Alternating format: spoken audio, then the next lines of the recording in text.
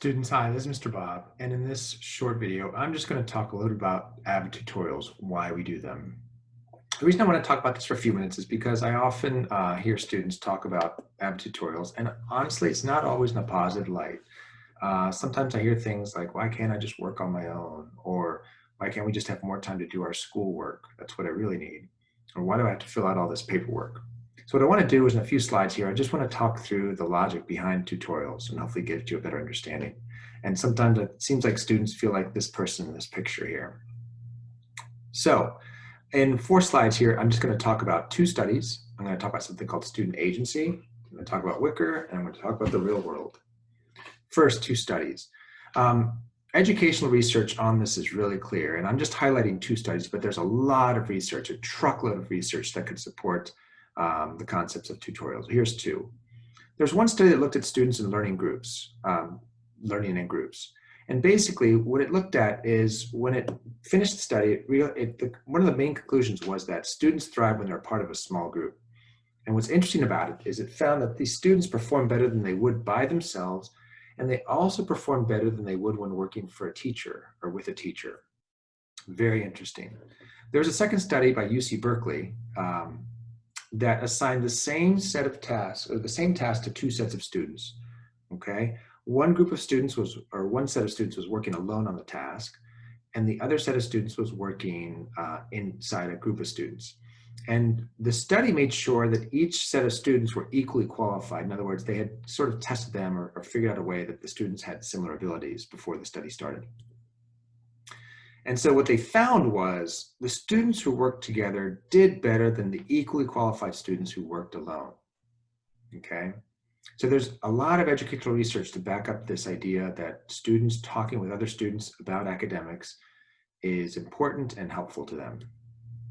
And really what we've come to realize is the combination of that social peer interaction, you with your classmates, talking about academic stuff, okay, just causes better learning to occur day in and day out, week in, week out, and over the long term.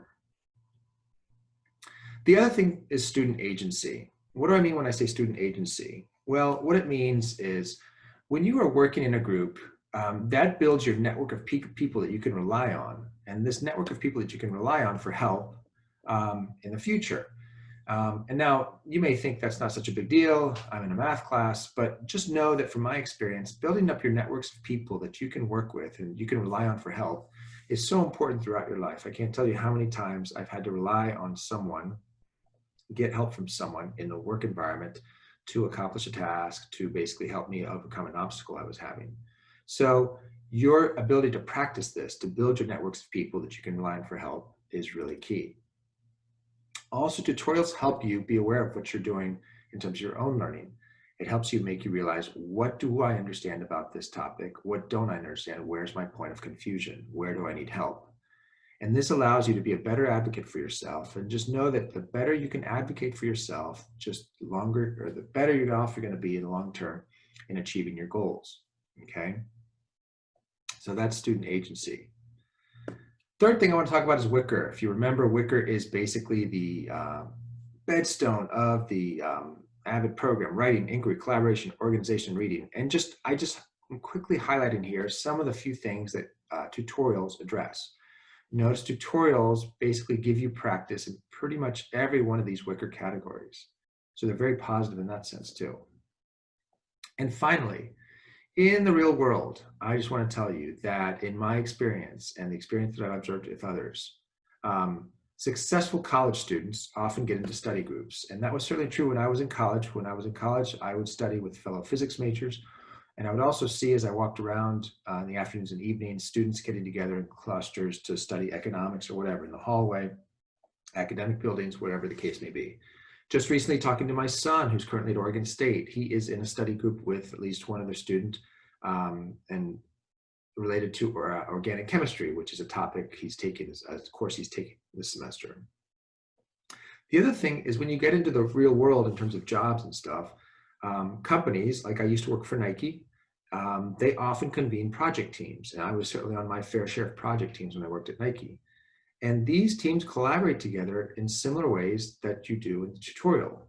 People bring up a problem, bring up a set of facts related to the problem, indicate what's the, where is the obstacle or the point of confusion. And then there's just a conversation with thoughtful questions being posed to the presenter or discussed with the group to figure out what's the best way forward. So this is very good practice for that sort of stuff as well.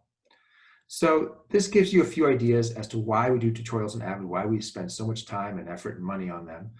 And hopefully this gives you a better sense. And from here on forward, we will be starting tutorials shortly, and we'll talk more about that in the future. Thank you. Bye.